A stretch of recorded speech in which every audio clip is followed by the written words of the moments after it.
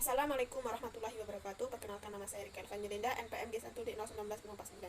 Baiklah, di sini saya akan mempresentasikan laporan draft proposal skripsi saya yang berjudul Analisis Tegangan Tembus Minyak Kelapa Murni atau Virgin Coconut Oil sebagai isolasi cair. Baiklah, di bab pertama ini yaitu pendahuluan. Di bab pendahuluan ini memiliki latar belakang, yaitu pada peralatan tegangan listrik, khususnya transformator daya, isolasi sangat diperlukan untuk memisahkan dua atau lebih penghantar listrik yang bertegangan sehingga antara penghantar-penghantar tersebut tidak terjadi lompatan atau percikan listrik. Apabila tegangan tersebut diterapkan mencapai tingkat ketinggian tertentu, maka bahan isolasi tersebut akan mengalami pelepasan. Muatannya merupakan bentuk kegagalan listrik. Isolasi cair yaitu berasal dari minyak bumi, kurang ramah lingkungan. Minyak kelapa atau coconut oil ini adalah minyak nabati yang kaya akan kandungan asam lemak, yang memiliki nilai asam lemaknya yaitu 91%. Sifat ini menyebabkan meningkatnya tingkat konduktivitasnya yang berdampak pada menurunnya kekuatan dielektrik atau tegangan tembus. Pada penelitian sebelumnya dinyatakan bahwa minyak kelapa sawit sebagai alternatif minyak isolasi dengan sedikit asam lemak jenuh yang memiliki tegangan tembus lebih tinggi dibanding dengan yang banyak mengandung asam lemak jenuh. Untuk meningkatkan kekuatan dielektrik dari minyak kelapa, maka ditambah minyak zaitun yang kaya asam lemak tak jenuh, yaitu memiliki asam lemak bernilai 84,2%. Dengan tujuan untuk mengurangi kadar asam lemak jenuh dari minyak kelapa, maka tingkat konduktivitasnya yang tinggi mengindikasikan bahwa terdampak kandungan air dari dalamnya. Adapun tujuan pada laporan saya ini yaitu yang pertama, memahami nilai tegangan tembus AC minyak kelapa murni dengan menggunakan elektroda standar pengujian IEC 156.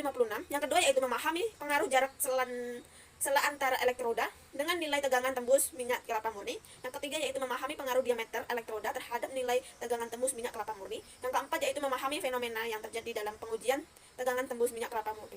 Dan selanjutnya yaitu adapun batasan masalah. Yang pertama yang saya ambil pada laporan saya ini, pengujian menggunakan variasi elektroda setengah bola dan elektroda bidang. Yang kedua yaitu jarak sela antar elektroda yang digunakan mulai 1,5 mm sampai 2,5 mm dengan interval 0,5 mm. Yang ketiga yaitu tegangan yang diterapkan untuk pengujian adalah tegangan AC atau tegangan bolak-balik, frekuensi rendah 50 Hz. Selanjutnya yaitu saya menjelaskan tentang pembangkit tegangan listrik AC. Untuk pengujian tegangan tembus ini digunakan tegangan AC. Untuk pembangkit tegangan tinggi arus bolak-balik ini, trafo uji yang digunakan pada pembangkit tegangan tinggi AC ini yaitu trafo satu fasa. Kenapa kita menggunakan trafo satu fasa? Karena biasanya penguji melakukan pengujian itu untuk setiap fasa. Yang kedua yaitu kekuatan dielektrik. Kekuatan dielektrik ini merupakan ukuran kemampuan suatu material untuk bisa menahan tegangan tinggi tanpa berakibat terjadinya kegagalan dielektrik. Kekuatan dielektrik cair tergantung pada sifat atom dan molekul, material dari elektroda, suhu, jenis tegangan yang diberikan. Yang ketiga yaitu isolasi cair. Isolasi cair yaitu berfungsi untuk memisahkan bagian-bagian yang memiliki beda tegangan agar tidak terjadi percikan ataupun lompatan bunga api di antara berbagai bagian-bagian tersebut. Adapun kegagalan-kegagalan pada zat isolasi cair ini, maka dibagi menjadi 4 kegagalan, yaitu yang pertama kegagalan zat murni atau elektronik, yang kedua yaitu kegagalan gelembung gas, yang ketiga yaitu kegagalan bola cair, dan yang keempat yaitu kegagalan tak murni padat. Itu yang pertama, kegagalan zat murni atau elektronik. Yang kegagalan terjadi dalam zat cair dianggap serupa dengan yang terjadi dalam gas. Maka kegagalan ini memerlukan elektron awal yang dimasukkan ke dalam zat cair. Elektron awal inilah yang akan memulai proses kegagalan. Yang kedua yaitu kegagalan gelembung gas, yaitu merupakan bentuk kegagalan yang disebabkan oleh adanya gelembung-gelembung gas di dalam isolasi cair. Gelembung-gelembung udara yang ada dalam cairan tersebut akan memanjang searah dengan medan. Hal ini disebabkan karena adanya gelembung-gelembung tersebut untuk berusaha membuat energi potensial minimum. Gelembung-gelembung tersebut akan memanjang, saling menyambung dan membentuk jembatan yang akhirnya akan mengawali proses kegagalan. Yang ketiga yaitu kegagalan bola cair. Kegagalan bola cair ini terjadi akibat ketidakstabilan bola cair tersebut dalam medan listrik. Medan listrik tersebut akan menyebabkan tetesan bola cair yang terhadap di dalam minyak yang memanjang searah medan, dan pada medan yang krisis, tetesan ini menjadi tidak stabil. Yang keempat yaitu kegagalan tak murni padat.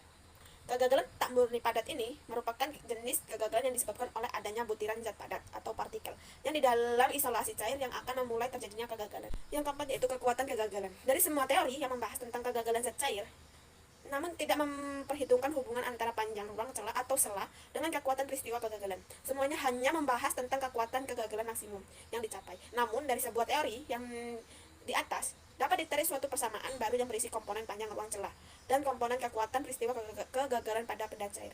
Yang rumusnya yaitu VB sama dengan ADN dengan keterangan VB itu yaitu tegangan kegagalan atau breakdown, D itu panjang ruang celah, dan A itu konstanta. Dan yang N itu adalah konstanta yang nilainya. Yang kelima itu yaitu minyak kelapa murni atau virgin coconut oil. Virgin coconut oil biasanya disebut dengan minyak kelapa murni yang terbuat dari minyak kelapa yang mengalami proses selanjutnya sehingga menghasilkan minyak kelapa yang murni. Sehingga minyak kelapa murni sangat stabil dan tidak mudah teroksidasi oleh hama, cahaya, kelembapan, dan oksigen. Teknik pemrosesan minyak kelapa murni yaitu ada dua cara.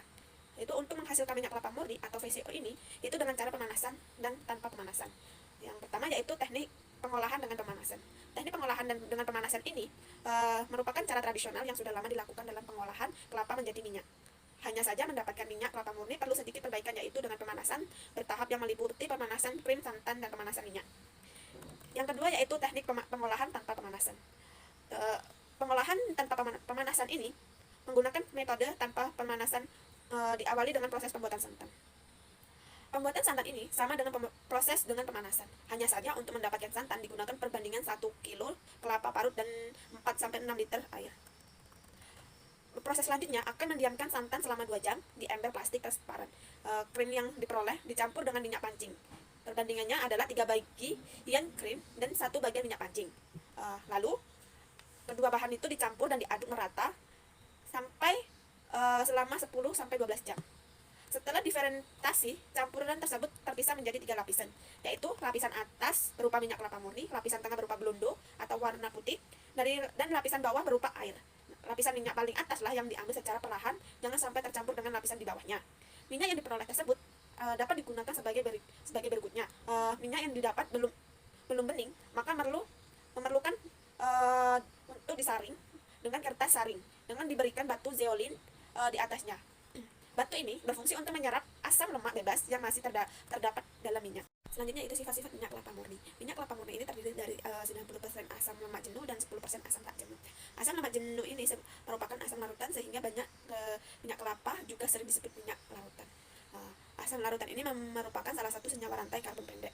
Adapun komponen asam lemak jenuh ini yaitu asam larutan, asam miristat, asam palmitat, asam kaprilat, dan asam stearat. Sementara asam lemak tak jenuh hanya terdiri dari asam oleat, asam linoleat, dan asam palmitoleat. Yang keenam yaitu standarisasi pengujian isolasi.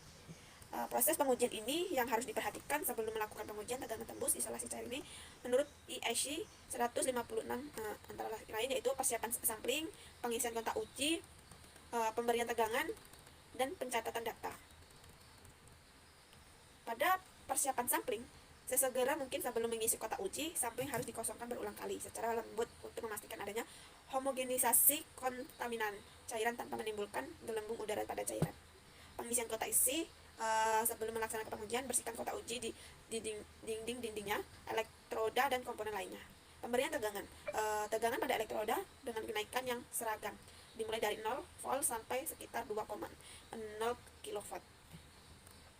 Untuk pencatatan data dilakukan 6 kali percobaan tembus pada kotak uji yang sama dengan jeda sekurang-kurangnya 2 menit dari setiap penguji, baru kemudian diulang kembali. Adapun metodologi pengujian yaitu alat dan bahan. Alat yang digunakan yaitu meliputi kit pembangkit, tegangan tinggi AC, elektroda uji, kotak uji, minyak kelapa murni, termometer, dan herter. Kotak uji adalah sebuah sistem yang berkaitan dengan kerja tertentu dalam ruang dan keseluruhan ruang yang ditutupi oleh lapisan permukaan sebagai pembatas sistem. Kotak uji ini saya menggunakan 2 kotak uji, yaitu kotak uji horizontal dan vertikal. Kotak uji horizontal ini digunakan untuk tempat sampel uji dan elektroda yang dipasang secara horizontal. Sedangkan kotak uji vertikal ini kotak uji yang digunakan untuk tempat sampel uji dan elektroda yang dipasang secara vertikal. Yang selanjutnya itu elektroda. Elektroda dibuat dari aluminium. Elektroda ini adalah elektroda setengah bola dan elektroda bidang. Yang pertama saya akan menjelaskan tentang elektroda setengah bola. Elektroda setengah bola yang digunakan untuk pengujian ini mempunyai diameter 40 mm, 50 mm, dan 60 mm. Di mana elektroda setengah bola dengan diagram 50 mm yang sesuai dengan standar IEC 156, sedangkan yang berdiameter 40 mm dan 60 mm hanya sebagai pendamping. Kemudian yang elektroda bidang, yaitu elektroda bidang yang digunakan untuk pengukuran tegangan tembus. Minyak kelapa murni mempunyai diameter 45 mm. Elektroda bidang ini digunakan untuk sebagai contoh penggunaan medan seragan. Dan selain itu juga digunakan untuk meganalisis pengaruh jarak selah posisi elektroda terhadap tegangan tembus minyak kelapa murni. Sebagai urutan pengujian isolasi cair berdasarkan ISC 156 adalah yang pertama yaitu sampel minyak kelapa murni yang akan diuji terlebih dahulu di filter untuk menghilangkan partikel padat dan minyak sawit dipanaskan pada suhu 500 Celcius untuk menghilangkan uap air yang terkandung dalam minyak kelapa murni. Yang kedua yaitu setelah mencapai suhu tersebut, minyak kelapa murni didinginkan kembali sampai pada suhu ruang yaitu sekitar 250 Celcius sampai 300 Celcius.